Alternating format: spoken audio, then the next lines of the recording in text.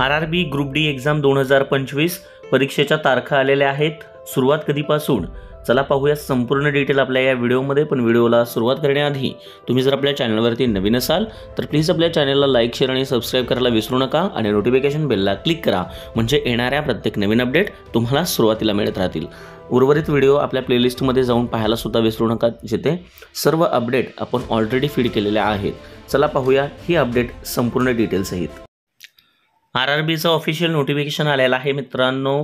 जी hearing होती group डीची ते संपलेले आहे। RRB ऑफिशियल नोटिफिकेशन RRBनं जाहीर केलेलं आहे। ग्रुप डीची एक्झाम डेट आलेली आहे मित्रांनो। ऑफिशियल डेट आहे 27/11/2025 पासून ते 16/1/2026 पर्यंत ह्या एक्झाम चालणार आहेत। जवळपास 1.5 महिने एक्झाम चालणार आहेत। 27 नोव्हेंबरला परीक्षा स्टार्ट होते आणि 16 जानेवारीपर्यंत परीक्षा असणार आहे। सो डिसेंबर पूर्ण महिना असणार आहे आपल्याकडं एक्झामसाठी आणि 16 जानेवारीपर्यंत।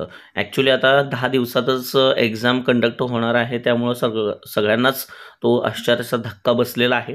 मात्र ग्रुप डीची एक्झाम ऑलरेडी होणार होती 17 नोव्हेंबर त्यांनी पहिली ऑफिशियल डेट जाहीर केली होती।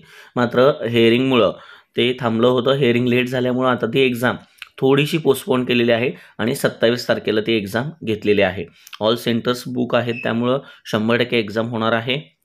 आणि याच्यामध्ये आपल्याला रिस्पॉन्स शीट जे आहेत, म्हणजे आपल्याला कॅन्डिडेट हॉल तिकीट जे मिळणार आहेत ते 19/11/2025 पासून आपल्याला मिळतील किंवा लवकरच आपल्याला उपलब्ध होतील आणि त्यावेळेस कळेल 27 तारखेला कोणाकोणाचे आहे। सो ग्रुप डीनं ही ऑफिशियल नोटीस काढून आपल्याला सांगितलेलं आहे की 4 दिवस अगोदर तुम्हाला कॉल लेटर येतील।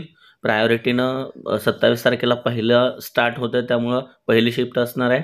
सो 3 शिफ्टमध्ये ही एक्झाम होईल ग्रुप डीची। सगळ्यांनी तयारीत राहा। 10 दिवसामध्ये जे रिव्हिजन करायचे असेल ते रिव्हिजन करून घ्या। 27 तारखेला ही एक्झाम स्टार्ट होणार आहे। ठीक आहे, ही एक महत्त्वाची अपडेट होती। व्हिडिओ आवडला असेल तर चॅनलला लाईक शेअर आणि सबस्क्राईब करायला विसरू नका। नोटिफिकेशन बेलला क्लिक करा। धन्यवाद।